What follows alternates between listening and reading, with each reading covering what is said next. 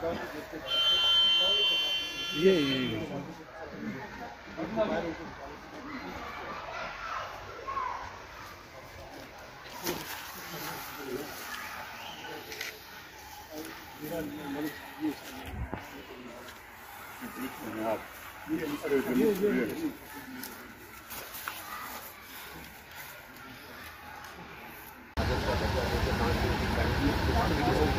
बड़ी बात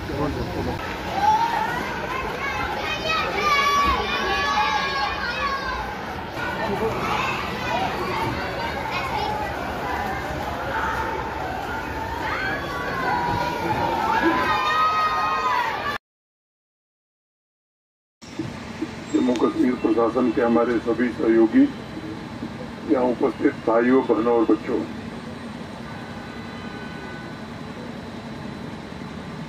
आपने जो भुगता है उसके दर्द को शब्दों में बयां करना बड़ा मुश्किल, लेकिन आपकी पीड़ा को व्यक्तिगत रूप से भी और पूरे प्रशासन भी महसूस कर रहा है। सबसे पहले मैं उन लोगों को श्रद्धांजलि देता हूं जिन्होंने पाकिस्तान की बमबारी में अपनी शहादत दी। अनेक लोग घायल हुए। जम्मू कश्मीर प्रशासन ने तत्परता के साथ उनका समुचित इलाज हो इसका इंतजाम किया और ईश्वर की कृपा से घायल लोगों में लगभग सभी लोग ठीक हैं, ठीक होने की दिशा में। ये बात सच है कि मौत का कोई मुआवजा नहीं होता है। जिन परिवारों ने अपने परिजन खोए हैं उनका दर्द आसानी से समझा जा सकता है। ईश्वर के अलावा दूसरी कोई ताकत नहीं है जो उनको वापस ला सके। लेकिन एक संवेदनशील प्रशासन के नाते ये कोशिश जरूर हो रही है कि आपके दुख में प्रशासन पूरी तरह भागीदार रहे, आपके दुख को कैसे कम करे। भारत सरकार भी, जम्मू कश्मीर सरकार भी, दोनों मिलकर के लोगों के पुनर्वास और उनकी मदद में आगे आई है। मुझे बताया गया है कि जो मृतक थे उनके परिजनों को, उनके परिवार को 16 लाख रुपए वितरित कर दिए गए हैं। जो घायल थे उनको भी जो अनुमन्य सहायता है वो दे दी गई है।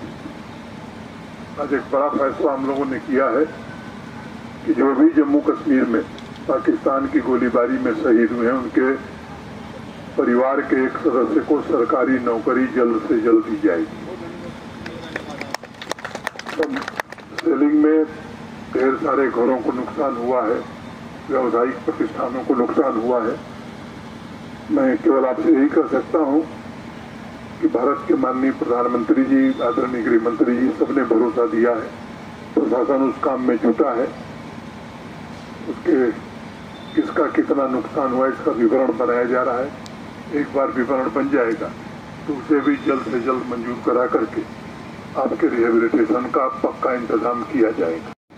हमने एक अपना बहादुर साथी खो दिया रजौरी में। बावजूद इसके प्रशासन के हमारे सभी कर्मचारी और अधिकारी दिन रात आवाम की खिदमत में खड़े रहे। मैं समझता हूँ ये हम सबके लिए गर्व का विषय है। पुंछ के लोगों पर हमें नहीं, पूरे देश को गर्व है। जिस तरह से आप बहादुरी से खड़े थे, सेना का मनोबल बढ़ा रहे थे, उसकी जितनी भी तारीफ की जाए वो कम है। आप सब जानते हैं कि 22 अप्रैल को बैसरन घाटी में पहलगांव के पास 26 निर्दोष लोगों की निर्मम ढंग से हत्या की गई है। तो पाकिस्तान द्वारा भेजे गए आतंकवादियों, पूरे देश में एक उबाल था, आक्रोश था और भारत सरकार ने और माननीय प्रधानमंत्री जी ने ये कई बात कही। ये जो हमारे निर्दोष लोग मारे गए जिन आतंकवादियों ने और उनके जिन आकाओं ने ये घृणित काम किया है, उन्हें ऐसा सबक सिखाया जाएगा कि कभी उन्होंने कल्पना नहीं की होगी। भारत एक शांतिप्रिय देश है। आज दुनिया की 5वीं बड़ी अर्थव्यवस्था बन गया है और हम विकसित भारत की ओर बढ़ रहे हैं। इसलिए हम युद्ध के समर्थक कभी नहीं।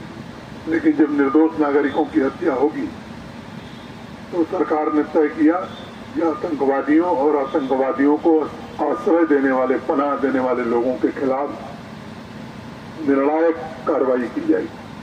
और हमारी सेना के प्रति भी पूरे सम्मान के साथ मैं कहना चाहता हूं कि जिस सटीकता से, जिस संयम से और जिस संवेदनशीलता के साथ सेना ने 6 और 7 मई की रात को कार्रवाई की, पाकिस्तान के भीतर घुस करके 9 आतंकवादी शिविरों को पूरी तरह से तबाह कर दिया।